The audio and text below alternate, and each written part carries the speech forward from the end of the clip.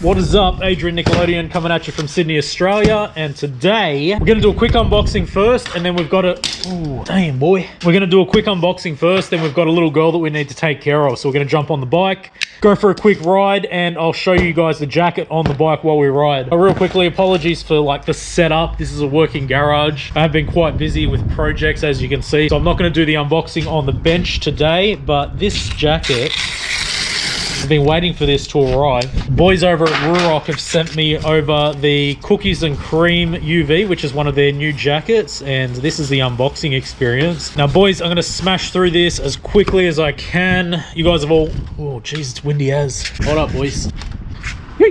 Alright, boys, so most of you are pretty aware of the Enginehawk unboxing experience. They always give you one of these bags. I love them. Use them so much on the channel. You can fold this up and chuck it in your pocket, chuck it under your seat. You can fit a whole shoebox in here and still have room on the side. Awesome bags. The only thing that's wrong with these things is these strings are a little bit long, so I usually tie a knot about that much. I usually tie a knot in it just to shorten the string a little bit. But in here, we've got the Sastek Armor that goes into the jacket. Sastek Triple Flex, I believe it's called. Look at this stuff. Watch. Look how flexible and form-fitting this stuff is. Anyway, the jacket already has the armor in it. Like I said, boys, we're in a bit of a rush. We need to take care of an orphaned lamb. So let's quickly get this thing unboxed. Boom! This is going to be my very first leather jacket from Enginehawk. And I can tell you right now, this thing smells... I remember back in the day when I got my Alpine Stars leather jacket, this thing here smells exactly the same. That's quality leather. Nice, nice. So this panel here, this panel here on the front is reflective, and these stripes here are like reflective, like 3M reflective material. Let's get it out of the box. Let's have a quick look at the jacket. Okay, we've got zips on the sleeves. Zip down the front, pocket zips. Got poppers up here on the collar. One of the features of this front main zip is that you can actually unzip it from the bottom as well. So if your jacket always bunches up on the front, you can unzip it and chuck it to either side so that the jacket doesn't bunch up. Pretty cool two-way zip.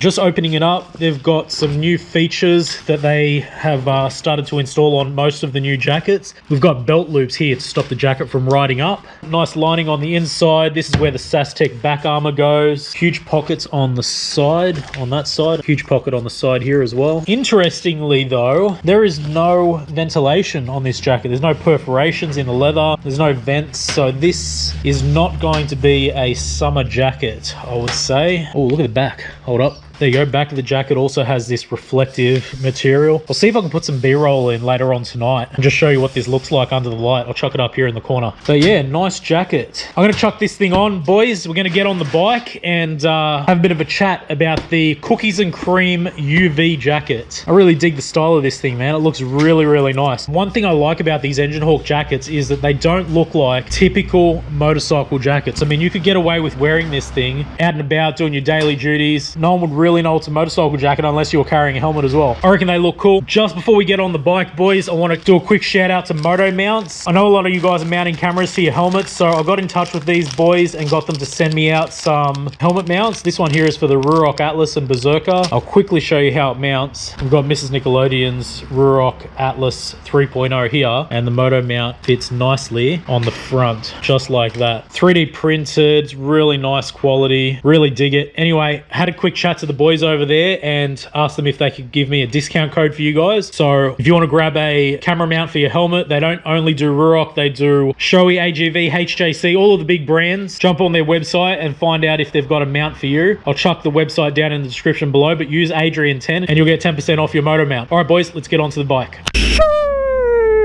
Getting the bike set up for the vlog, boys. This is behind the scenes sort of shit that you guys never get to see on the channel. Chucking the front facing camera on. This is one of the other string bags that I was telling you about. I'll show you what this is later. This is really cool. That's that knot that I was telling you about. So there's probably about Ruroc, if you're listening in, the string on these bags is too long by about 33 centimeters. No, 66 centimeters all up if you open that up. But yeah, anyway, boys, if it's on your back, you don't want it to like slouch down all the way down to your butt and you actually want it to sit on up where your back is between your shoulder blades, just tie a simple knot in there. You can snip that off if you want. I've been testing it out and I think that's the perfect length. So we're going to pick up a 10 kilo bag of powder. So we're going to need some tie down straps. Struggles of riding a motorcycle, boys. I don't know if we're going to be able to get this thing home, but we're going to place the bag on the back here, tie down the straps, hopefully not have them get sucked into the rear wheel. Taking the Cookies and Cream UV jacket, we're going to do some quick modifications to it because there's something that I absolutely hate about every single one of these Enginehawk jackets. We're going to need some pliers. We need more pliers.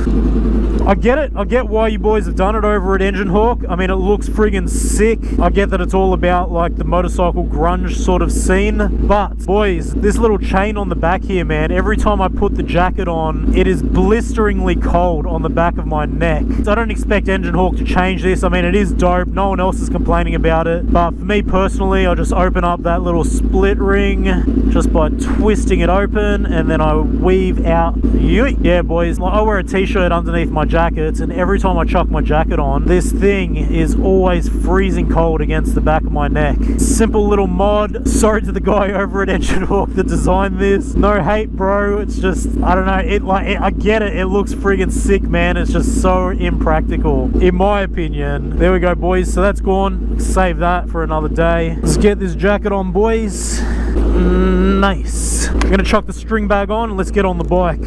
Alright, boys, welcome to the channel. We're on the bike. First time riding with the Enginehawk Cookies and Cream UV. Boy oh boy, the jacket, it's a little bit stiff to start with. I'm gonna be honest with you, boys. All of the Enginehawk jackets from the what did I get first? I got the Knucklehead.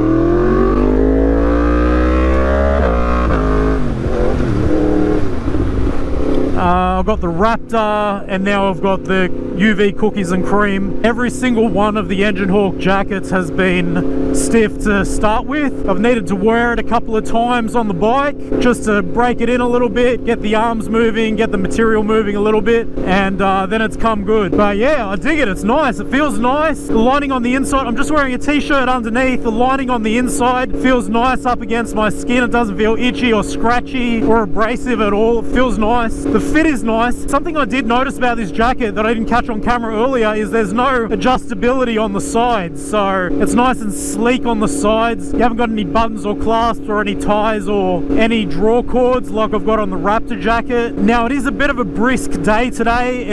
We're spring in Australia at the moment as I'm filming this video, and I do feel like leather jackets in Australia are a little bit too hot in the summertime, which is why I usually wear that Fox Titan Sport armored jacket that you guys have seen on the channel for years and years and years. But for a spring jacket, it's nice. For a winter jacket, maybe I'd put on a like a thermal layer underneath my t-shirt, just like a long sleeve sort of t-shirt, just to take the edge off a little bit. It's doing a really good job of blocking out all of the wind. I don't feel any wind ripping through the jacket, but I do feel, and again guys, I'm only wearing a t-shirt, I do feel the cold through the leather jacket, which is normal. Leather usually isn't a very warm material to use, especially if you're winter riding, but for spring riding it's nice. I don't feel hot and I don't feel cold. I do feel the nice cool sensation of the air against my chest, and I do have the jacket zipped all the way out. Let's undo it a little bit, see if we can get, we have slowed down to 60 k's an hour. Got the jacket undone a little bit. Oh yeah, as I lean forward and can't really see what's happening, let me check in the mirrors. Yeah, so as I lean forward and the jacket opens up a little bit, yeah,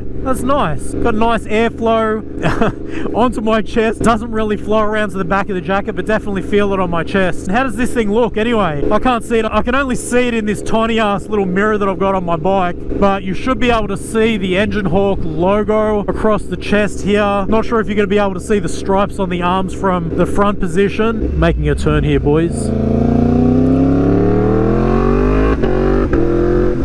I'll chuck some footage up in the corner of the screen here of this thing at night time with a torch on it. This thing, if you're on the street and there's a car behind you, it is absolutely going to glow like crazy. It's one of the reasons why I asked them to send this jacket. I mean, I did dig the Cookies and Cream jacket, which is just white. It's not this reflective material. Then they came out with the Hawkeye UV, which is the first iteration of their jackets that had this UV sort of dark grey material that just glows like crazy at night time. Then they released the Cookies and Cream jacket with this UV material. So I messaged my boy Kyle over at Ruroc and I said, oi bro, you reckon you guys can send one of these over? I'd love to show my guys on the channel. I've been avoiding the leather jackets for the most part because I don't really wear leather very often because it is really hot here in Australia, especially in summer. But I like this, man. I really dig it. It just needs to, honestly, it just needs to loosen up a little bit with wear. And yeah, man, this thing would be fucking sick. I like it. Another thing I like about this thing is the low profile armor that we've got in the jacket. Full CE approved Sastek Armor. I think I showed you guys when I was doing the unboxing the back plate and how flexible it is. I mean, technology's come a long way since back in the old days, guys. I remember when I first bought my first leather jacket, it was a Suomi